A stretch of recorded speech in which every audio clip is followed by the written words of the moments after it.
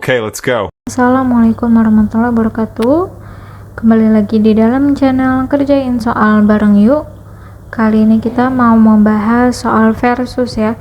Versus antara soal cermin cekung dan cermin cembung. Bagi teman-teman yang masih suka salah dan masih suka bingung, nah ini kakak jelaskan ya. Dan ini tipe soalnya soalnya sama, cuma cerminnya aja yang kakak ganti. Soal aslinya ini adalah cermin cekung, cuma jadi nanti ada yang versi cermin cembungnya ya cuma kakak ganti keterangan aja jadi cermin cembung dengan angka yang sama. Kita nanti bisa lihat hasilnya ya. Oke, kita lihat dulu untuk yang pertama, cermin cekung. Ingat, baik cekung ataupun cembung sama, jadi kita tulis diketahuinya sama dulu deh. Diketahui benda setinggi 3 cm, berarti HO adalah 3 cm, berada pada jarak 3 cm, berarti jarak benda 3 cm di depan permukaan cermin cekung yang memantulkan cahaya. Jika panjang fokus cermin cekungnya adalah 6 cm, fokusnya di sini 6 cm. Lalu yang ditanya ini ada banyak. Yang ditanya, yang pertama adalah jarak bayangan atau SI, lalu ada perbesaran bayangan M, ada tinggi bayangan HI, dan yang terakhir adalah sifat. Oke ya, baik itu cermin cekung ataupun cermin cembung, yang diketahui yang ditanya itu sama. Oke, kita bahas dulu untuk pertama. Kita bahas untuk yang cermin cekung dulu.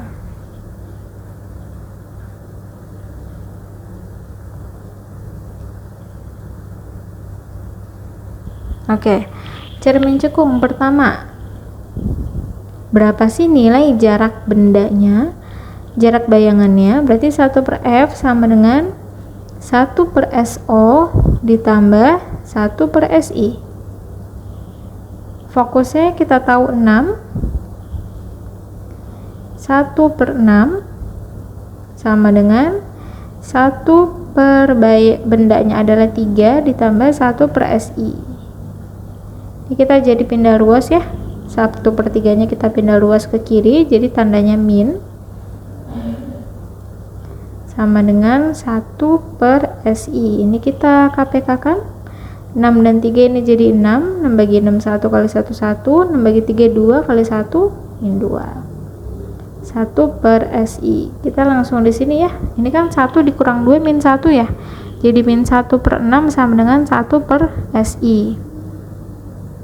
Atau kita balik jadi min 6 sama dengan nilai SI nya.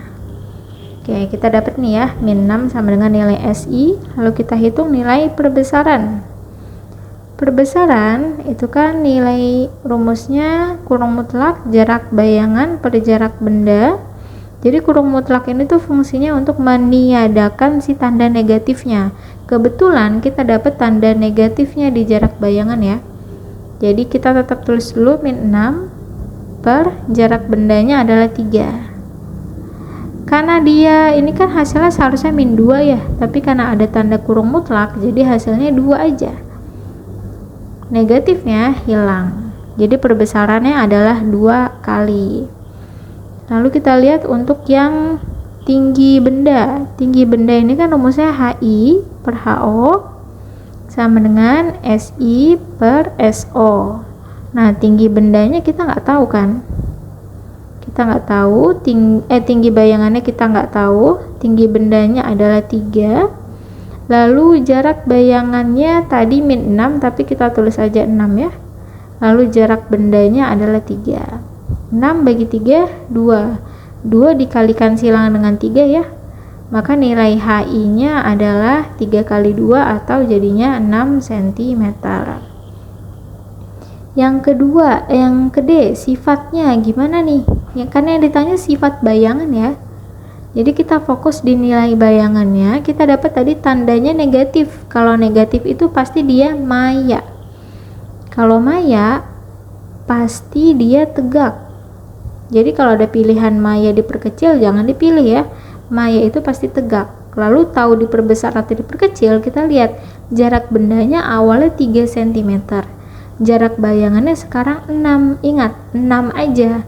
Min itu tadi untuk menunjukkan dia nyata atau maya. Kalau positif berarti dia nyata, kalau negatif dia maya. Jadi bendanya awalnya 3, jarak bayangannya 6, dari 3 ke 6 jadinya semakin besar. Jadi ini maya, tegak, diperbesar. Gitu ya. Ini untuk cermin cekung, maya, tegak, diperbesar. Sekarang kita coba untuk yang cermin cembung ya. Kita bandingkan nanti nilainya. Dan ini cara pengerjaannya agak sedikit beda teman-teman. Bedanya di mana? Jadi kalau cermin cembung fokusnya itu selalu negatif. Kalau di soal nggak diketahui, kita yang harus nulis sendiri nilainya negatif. Rumusnya sama, cuma fokusnya kita kasih tanda min. Gitu ya. Sama dengan 1/SO ditambah 1/SI. Fokusnya berarti jadi min 1/6 sama dengan 1/3 ditambah 1/SI. Ini kita pindahin, min 1/6 dikurang 1/3 sama dengan 1/SI. Kita KPK-in ya. Ini 6. 6 bagi 6 1, kali min 1 min 1. 6 bagi 3 2, 2 kali 1 2. Sama dengan 1/SI. Ini kan jadinya min 3/6 ya. Min 3/6 langsung kita balik ya, jadi min 6/3 sama dengan SI, atau nilai SI sama dengan minus 2 cm. Oke, sekarang kita lihat untuk yang B ya. Untuk nilai perbesarannya, M sama dengan SI/SO. Bayangannya tadi kita dapat minus 2. Lalu jarak bendanya masih sama ya, 3. Berarti nggak usah kita bikin desimal, tapi kita bikin pecahan aja. Maka nilai perbesarannya adalah 2/3 kali. Gitu. Tanda minnya hilang ya teman-teman. Lalu untuk yang C, yang ditanya adalah jarak tinggi bayangan HI. HI/HO sama dengan SI/SO. HI-nya kita nggak tahu berapa, HO-nya adalah 3. SI-nya kita tulis 2 aja ya. SO-nya adalah 3. Nah, 3 sama 3 ini bisa kita coret ya, teman-teman. Berarti nilai HI-nya adalah 2 cm. Yang terakhir, untuk yang sifat bayangannya. Karena bayangannya ini sama ya, maya. SI-nya tuh dia nilainya negatif, berarti dia maya. Kalau maya pasti tegak. Diperbesar atau diperkecil, kita lihat jarak bendanya awalnya 3, lalu jarak bayangannya jadinya 2, berarti kan diperkecil. Dan FYI ya teman-teman, kalau cermin cembung itu sifatnya pasti cuma ada satu, maya, tegak, diperkecil. Berbeda dengan cermin cekung. Kalau cermin cekung dia kan ada banyak banget ya, ada bayangan yang sifatnya maya, ada juga yang nyata. Tapi kalau cermin cembung dia selalu maya, tegak, diperkecil. Oke, sekarang kita bisa bandingkan ya. Kita lihat nilai jarak bayangannya. Untuk cermin cekung minus 6. Oke, untuk cermin cembung minus 2. Lalu kita lihat untuk perbesarannya, cermin cekung 2 kali, lalu untuk cermin cembung 2/3 kali, berarti lebih kecil ya. Terus tinggi bayangannya, cermin cekung adalah 6 cm, sementara untuk di cermin cembung tingginya adalah 2 cm. Untuk sifatnya sendiri, maya sama, maya juga tegak pasti, karena maya itu pasti tegak. Kalau cermin cekung dia diperbesar karena bendanya awalnya 3, bayangannya jadi 6, diperbesar. Tapi kalau cembung bendanya awalnya 3, bayangannya jadi 2, jadi diperkecil. Nah, ingat juga ini rumusnya ya. kasih tanda minus di sini. Bedanya di sini ya teman-teman.